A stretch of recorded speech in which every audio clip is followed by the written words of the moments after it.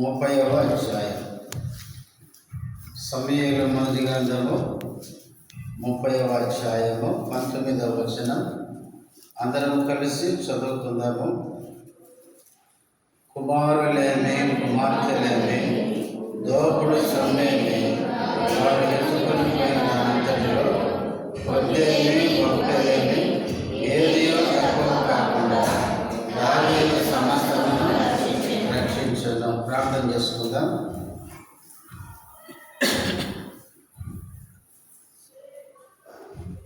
ప్రేమ కలిగిన తండ్రి, పరిశుద్ధుడమైన దేవ, యేసు నామములో వందనములు, స్తోత్రాలు. నీ మంచితనం, గొప్పతనం, నీ నమ్మకత్వం, విశ్వాసకులకి స్తోత్రాలు. సంఘ ప్రార్థనలో ప్రవేశించుకున్నప్పుడు చదవబడిన వాక్య భాగంలో వచ్చి ప్రార్థన కొరకు మాతో మాట్లాడుతారండి. ఈ దాసుడు బలహీనుడు బలపరుచుంది నీ మహిమ కొరకు వాడుతున్నామని యేసుక్రీస్తు నామములో స్తుతించి ప్రార్థిస్తున్నాము తండ్రి, ఆమేన్.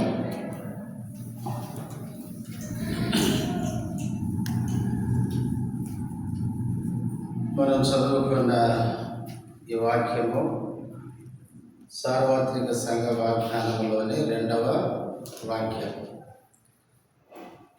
దావీదు సమస్తమును సంపాదించుకొనెను లేక రక్షించుకొనెను.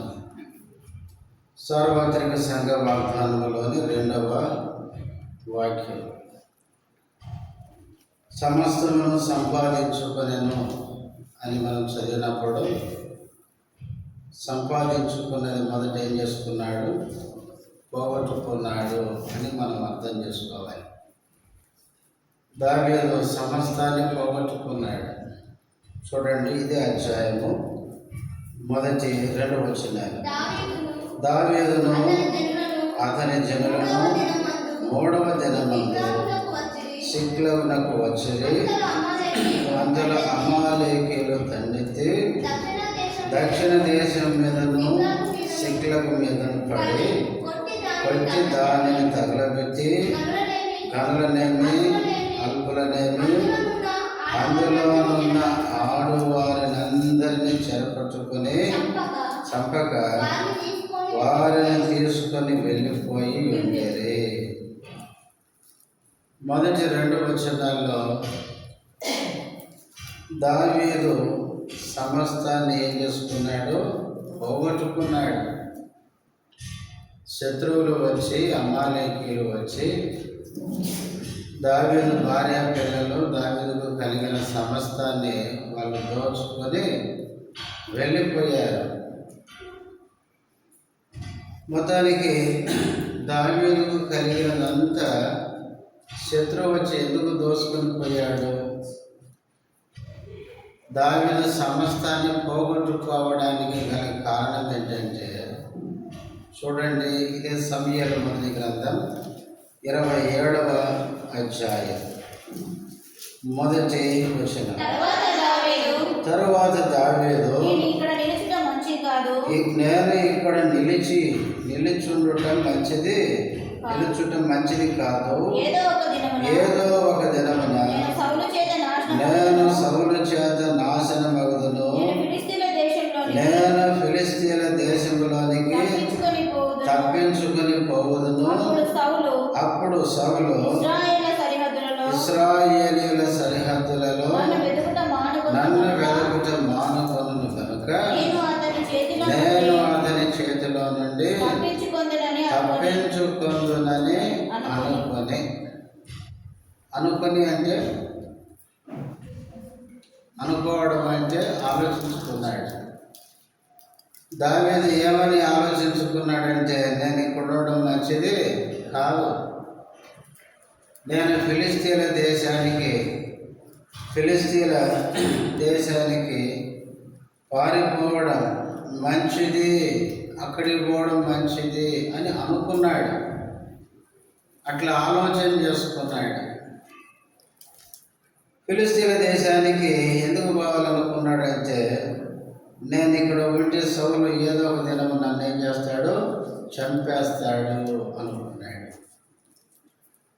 దావీదు అనుకున్నది కరెక్టేనా? దావీదు అనుకున్నది, ఆలోచించుకున్నది సరైనది కాదు. సమూయేలు మొదటి గ్రంథం 18వ అధ్యాయంలో 17వ అధ్యాయంలో గొలియాతును చంపి జయించినాడు. 18వ అధ్యాయంలో ఇశ్రాయేలు స్త్రీలు ఏం చేశారు? తమ్ముల సీతారాలు తీసుకొని పాటలు పాడినారు. సౌలు వేల కొలది, దావీదు 10,000 కొలది శత్రువులను హతము చేసెను అని పాటలు పాడినప్పుడు అప్పటి నుంచి సౌలు ఓర్చుకోలేక దావీదును చంపాలి అని 18వ అధ్యాయం నుంచి అడ్డపడుతున్నాడు. మీరు చూడండి, 18వ అధ్యాయం నుంచి వెంటబడుతుంటే దావీదును ఏం చేయలేకపోయినాడు? చంపలేకపోయినాడు. ఎందుకు అంటే చూడండి, సమూయేలు, ఇదే సమూయేలు మొదటి గ్రంథం 23వ అధ్యాయం. సమూయేలు మొదటి గ్రంథం 23వ అధ్యాయం 14వ వచనం. అయితే దావీదు అరణ్యములోని కొండ స్థలముల యందును జీపు అను అరణ్యమున ఒక పర్వతమందును నివాసము చేయుచుండెను. సౌలు అనుదినము అతని వెతికినను దేవుడు సౌలు చేతికి అతన్ని అప్పగించలేదు. సౌలేమో దావీదును చంపడానికి అనుదినం, ప్రతి దినం సౌలును చంపడానికి తిరుగుతున్నాడు. అయితే దేవుడు సౌలు చేతికి దావీదును ఏం చేయలేదు? అప్పగించలేదు. బైబిల్లో సౌలు ఎప్పుడైతే దేవుని మాటకి అవిధేయత చూపించాడో దేవుడు సౌలు విడిచిపెట్టేసినాడు. సౌలుని విడిచిన దేవుడు దావీదుకి తోడుగా ఉన్నాడు. సౌలు చంపాలని వెతుకుతున్నప్పుడు దేవుడు తోడుగా ఉండి సౌలు చేతికి అప్పగించకుండా దావీదును క్షేమంగా, భద్రంగా కాపాడుతున్నాడు. దేవుడు ఒక వ్యక్తిని కాపాడినప్పుడు మనుషులు చంపుతారంటే చంపడానికి అది వీలవుతుందా? దేవుడే ఒక వ్యక్తిని రక్షించాలనుకుంటే లోకమంతా ఒకటైనా ఆ వ్యక్తిని లోకమంతా ఏం చేయలేదు. ఎందుకంటే అతని పక్షంగా ఉన్నది ఎవరండి? దేవుడు. కాబట్టి దావీదుతో దేవుడు ఉన్నాడు.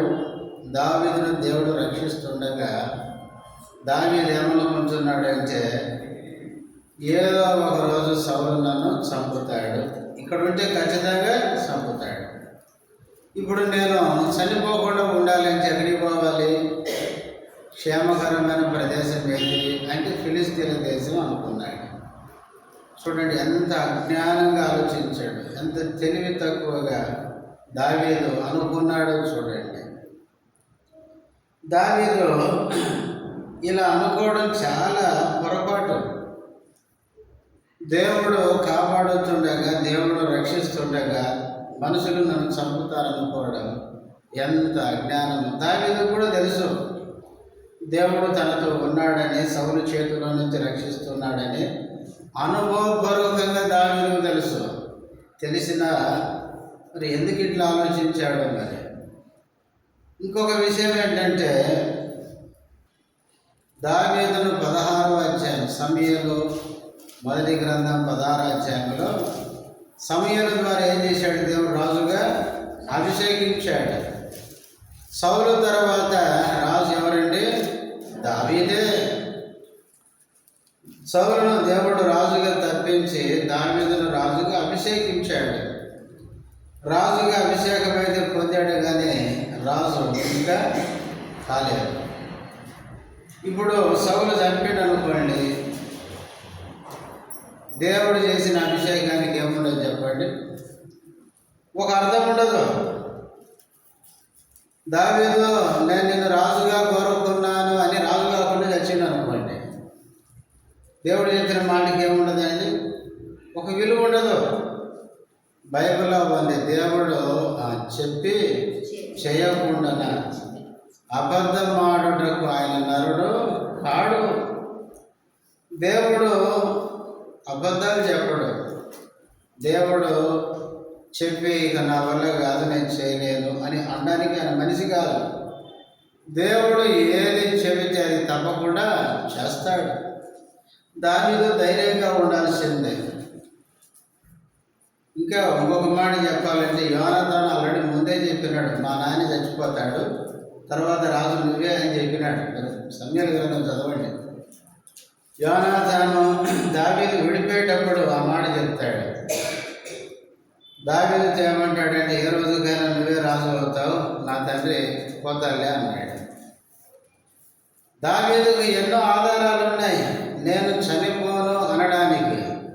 దేవుని కాపుదల ఉండేది. దావీదు తెలుసు, దేవుడు అభిషేకించి నన్ను రాజుగా చేస్తాడనే ఒక మాట నిశ్చయత, దేవుడు తనకిచ్చిన రాజుగా చేస్తానన్న ఆ వాగ్దానం ఉంది.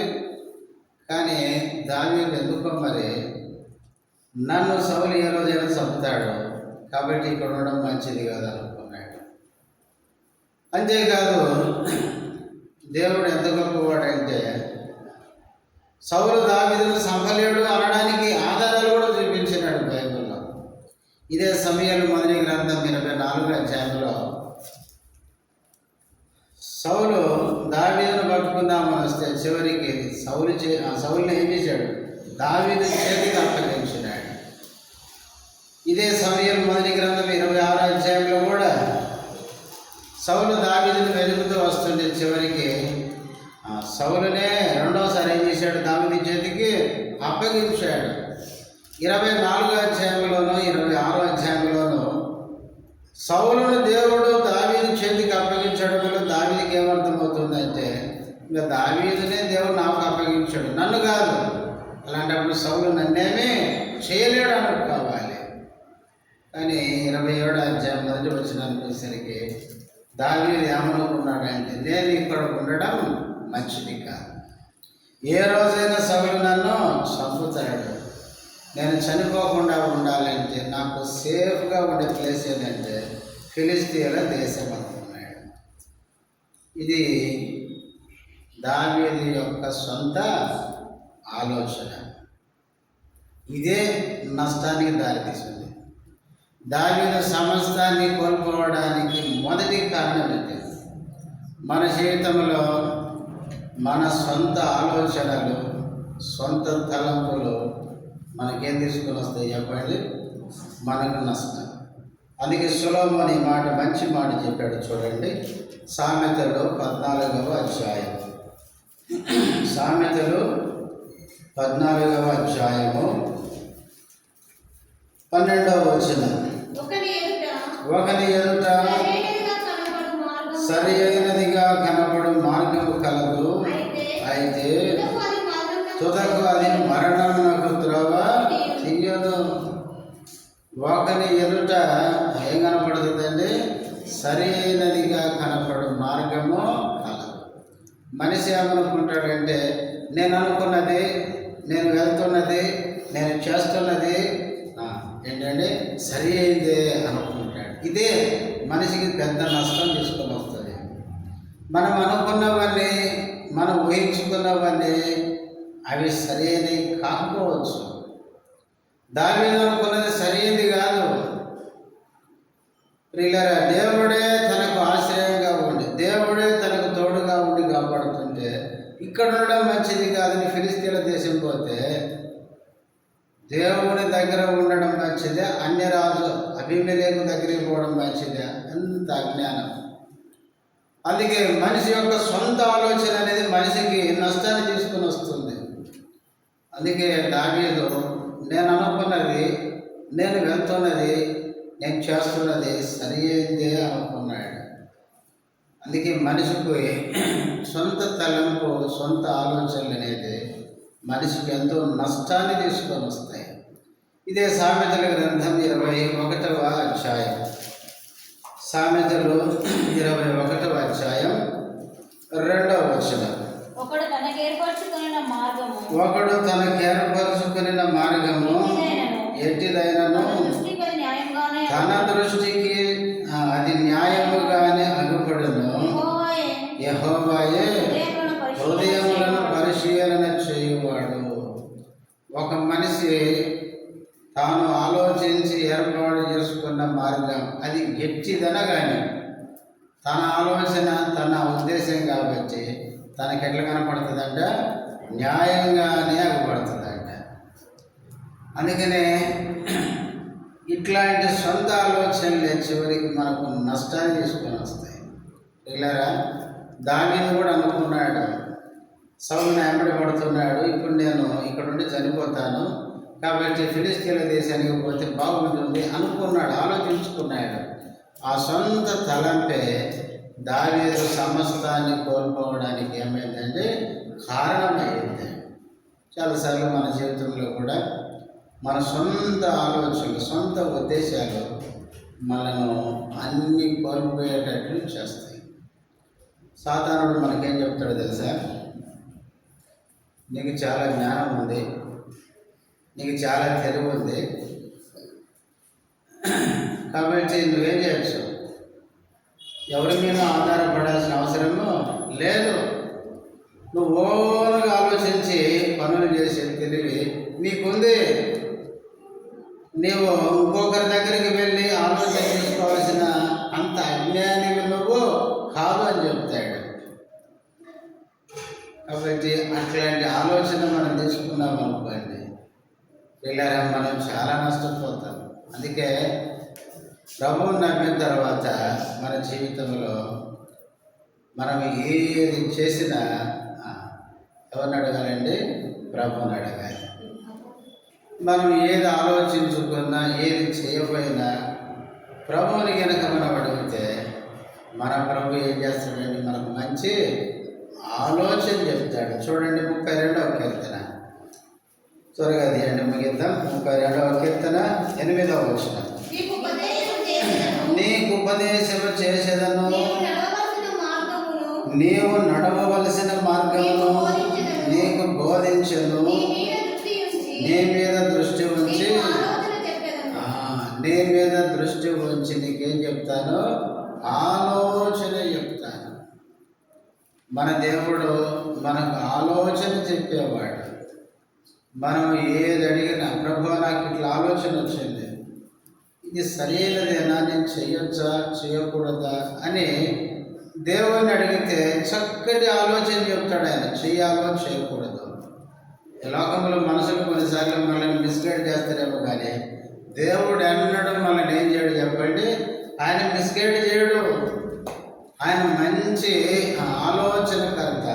ఇర్మియా గ్రంథం చూడండి, ఇక్కడ ఒక మాట ఉంది. ఆలోచన విషయంలో దేవుడు ఎలాంటి వాడంట? ఎక్కడుందన్నమాట?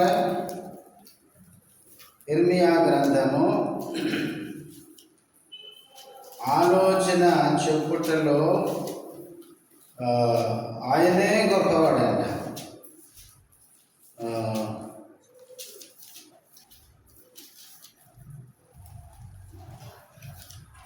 ఒక మాట ఉంది అక్కడ, ఏమని ఉంటుందంటే ఆలోచన చెప్పుటలో దేవుడే గొప్పవాడు. ఎన్నో అధ్యాయం అంటే 32వ అధ్యాయము 19వ వచనం. ఆలోచన విషయంలో నీవే గొప్పవాడవు, క్రియలు జరిగించే విషయంలో చాలేమ్మ. ఆలోచన విషయంలో ఎవరు గొప్పవాడంట? దేవుడే గొప్పవాడు. ఆయన కంటే మంచి ఆలోచన చెప్పేవారు అంతకంటే ఎవరు ఉంటారండి? దేవుని కంటే మంచి ఆలోచన చెప్పే వాళ్ళు ఎవరు ఉంటారు? దేవుని కంటే ఎవరు జ్ఞానవంతులు లేరు. ఆయన మహాజ్ఞాని. ఆయన ఎవరి దగ్గర ఆలోచన చేసుకునేవాడు కాదు. అంత జ్ఞానం కలిగిన దేవుడు మనకు ఆలోచనకర్తగా ఉంటే ఎంత మేలు. అందుకే యెషయా గ్రంథం 9:6 మనకు తెలుసు. యేసుక్రీస్తుకు ఉండే పేర్లలో ఒక పేరు ఆలోచన కర్త. యెషయా గ్రంథం 48వ అధ్యాయం. యెషయా గ్రంథం 48వ అధ్యాయము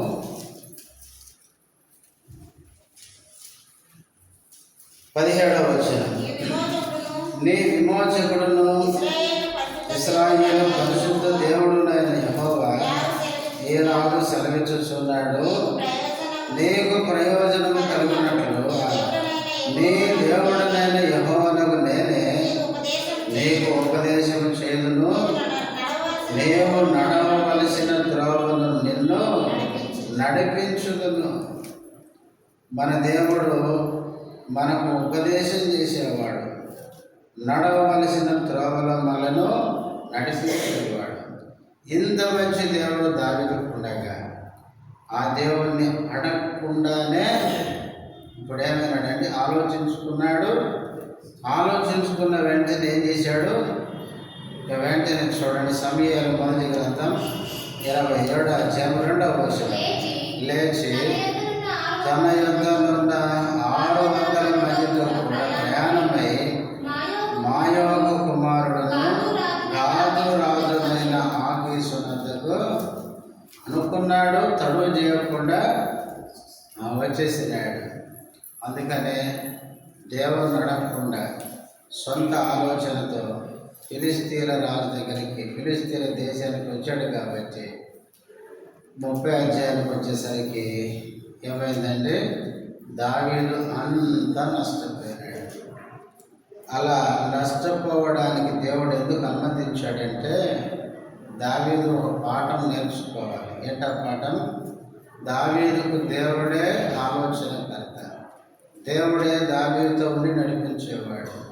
ఆ దేవుణ్ణి అడగకుండా వెళ్ళినందుకు తనకి ఎంత నష్టం జరుగుతుందో తాను అనుభవపూర్వకంగా తెలుసుకోవాలని ఆ పరిస్థితి అనుమతించున్నాడు. అయితే నష్టపోయిన దావీదు తిరిగి ఎక్కడికి వచ్చినాడు? దేవుని దగ్గరికి వచ్చినాడు. వెంటనే దేవుని దగ్గరకు వచ్చి దేవుని సన్నిధిలో విచారణ అంటే ప్రార్థన చేసినాడు. ఎప్పుడైతే ప్రార్థన చేశాడో ప్రభు దేవుడు సమాధానం ఇచ్చినాడు. వెళ్ళు, శత్రువును తరుముతావు, తిరిగి పోగొట్టుకున్నది తిరిగి సమకూర్చుకుంటావు, తిరిగి పొందుతావు అని దేవుడు జవాబిచ్చిన తర్వాత దావీదు వెళ్ళాడు, శత్రువులను తరిమాడు, నష్టపోయిన దానంతటిని తిరిగి సంపాదించుకున్నాడు. కాబట్టి మన జీవితంలో కూడా తాను నష్టపోయింది తిరిగి సంపాదించుకున్నాడు అంటే నష్టపోవడానికి, పోగొట్టుకోవడానికి మొదటి కారణం ఏంటంటే సొంత ఆలోచనతో దావీదు వెళ్ళడానికి మంచి. కాబట్టి ప్రార్థనలకు వెళ్ళకముందు ఒకసారి మనల్ని పరీక్షించుకోవాలి. మన సొంత ఆలోచనతో మనం ఏదైతే చేస్తామో అది మనకేం తీసుకొని వస్తుంది? నష్టం తీసుకొని వస్తుంది. అందుకనే సొలొమోను అన్నాడు 3వ అధ్యాయం సామెతలు 5-6 వచనాలు, నీ స్వబుద్ధిని ఆదరణ చేసుకో, నీ పూర్ణ హృదయంతో నమ్మిక ఉంచు, ఆయన అధికారానికి లోబడాలి. దేవుని అధికారం కింద మనం ఉండాలి. ఆయన ఆలోచన, ఆయన అధికారము, ఆయన సలహా మనకు మంచిది. మన సొంత బుద్ధి, సొంత ఆలోచన మనల్ని కొన్నిసార్లు ఏం చేస్తుంది? తప్పుడు మార్గానికి తీసుకుని వెళ్ళేది, మనల్ని నష్టపోయేటట్లుగా చేస్తుంది. మోకరించండి, ప్రార్థన చేసుకుందాం.